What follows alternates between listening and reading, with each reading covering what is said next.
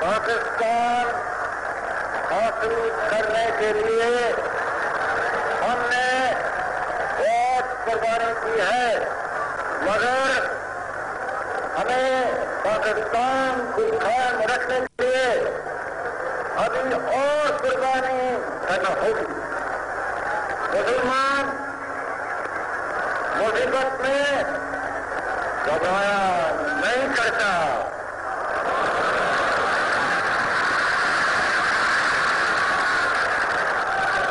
ہمارے حوصلے بلند ہیں۔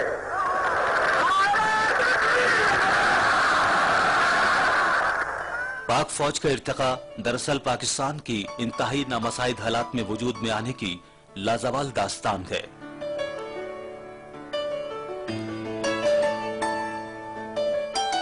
پاک فوج کو آزادی کے فوراً بعد میدان عمل میں اپنے فرائض نبھانے کی ذمہ داری سونپ دی گئی تھی۔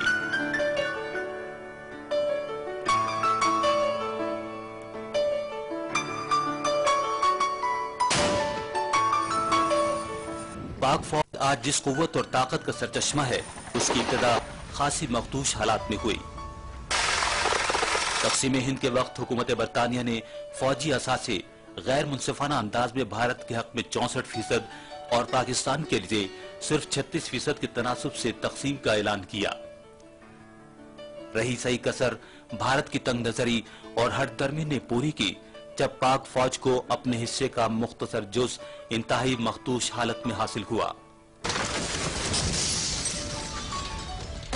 پاک فوج کو ابتدائی میں جنگ سے نابرد آزما ہونا پڑا۔ 27 اکتوبر 1947 کو کشمیر کے ہندو فرمانروا مہاراجہ ہری سنگھ نے سازش کے طور پر بھارت کے ساتھ الحاق کا اعلان کیا،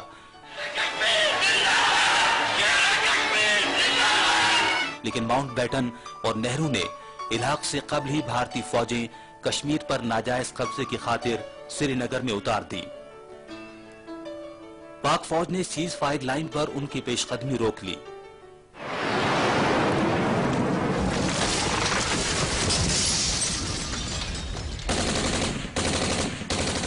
کشمیر کا مسئلہ آج بھی تصفیہ طلب ہے، حالانکہ اقوام متحدہ نے واضح قراردادیں منظور کی کہ کشمیری عوام فیصلہ کریں کہ وہ پاکستان کے ساتھ رہنا چاہتے ہیں یا بھارت کے ساتھ۔ شدید علالت کے باوجود قائد اعظم نے اپنے انتقال سے قبل تینوں افواج کے یونٹوں کو معائنہ کیا۔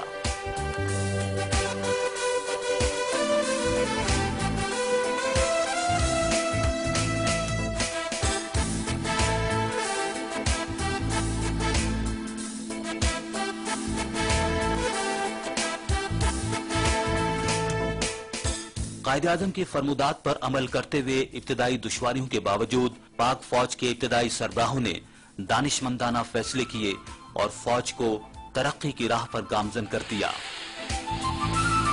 1965 کی جنگ میں پاک فوج اور ہماری قوم نے جس عزم و ہمت اور جذبے کا اظہار کیا وہ بے مثال ہے۔ پاکستان کے جرری سپوت جس طرح وطن کی دفاع کی خاطر اعدادی اعتبار سے خود سے کئی گنا قوی دشمن کے آگے سیسا پلائی ہوئی دیوار بن کر ڈٹ گئے، اس پہ آنے والی نسلیں آج بھی ناز کرتی ہیں۔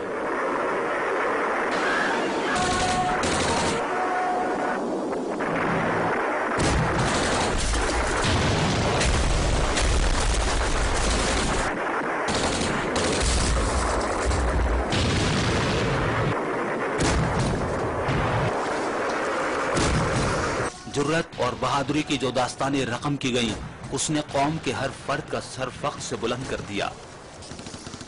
1965 के बाद मगरबी मुमालिक ने पाकिस्तान पर असलहे की दरामद पर पाबंदी लगा दी, लेकिन ये दरपर्दा नेमत साबित हुई, क्योंकि फौज ने खुद इन्हिसारी और खुद साख्ता हथियार साजी को फौकियत दी।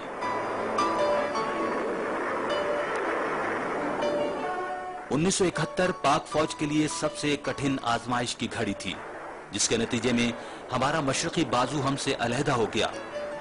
लेकिन इस अलमिया ने फौज और कौम को नए वलवले और जोश से काम करने और अपने कदमों पर खड़े होने के जज्बे से सरशार किया। पाकिस्तान ऑर्डिनेंस फैक्ट्रीज वाह, जिसका संगे बुनियाद 1951 में रखा गया था ताकि मुल्क हथियारों और असलहे में खुद कफील हो सके, को तौसीह दी गई ताकि जदीद फौज के तकाजों को पूरा किया जाए।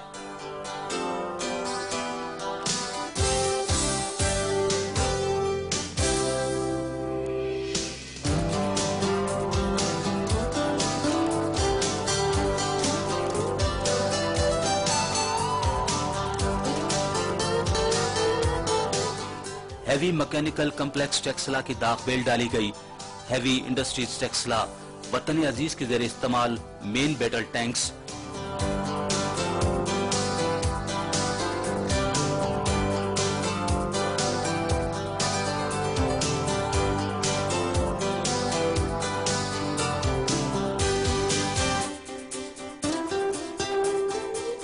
Armoured recovery vehicles, armoured personnel carriers,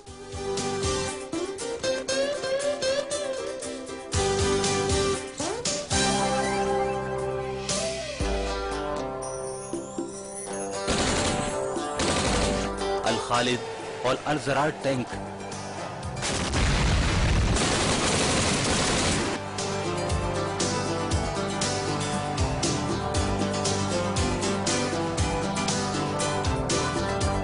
main battle tank की सनत, मशरकी और मगरबी साख्त की आर्मर्ड गाड़ियों की मरम्मत और उनकी पैदावार के फराइज भी सर अंजाम देती है।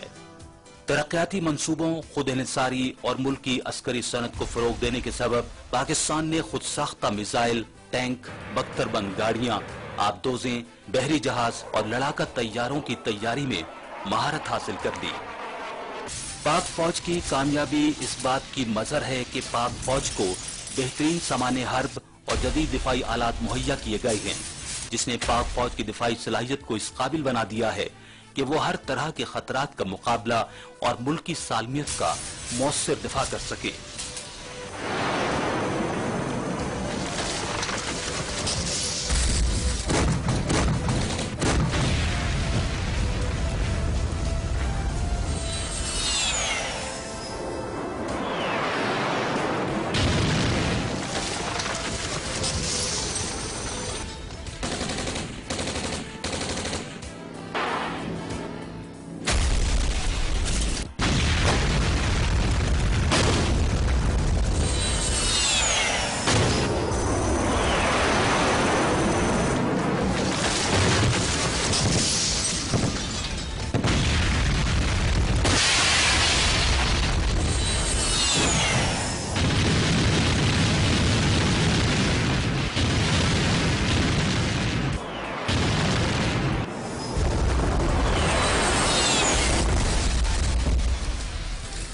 खुद साख्ता सामान हर्ब और दिफाई साजो सामान की तैयारी की सलाहियत हासिल करने के बाद डिफेंस एक्सपोर्ट प्रमोशन ऑर्गेनाइजेशन की तश्कील मुमकिन हुई, ताकि पाकिस्तान दिफाई साजो सामान के बरामद की खातिर कराची में हर साल आइडियाज नामी नुमाइश के जरिए ज़रे मुबादला हासिल कर सके।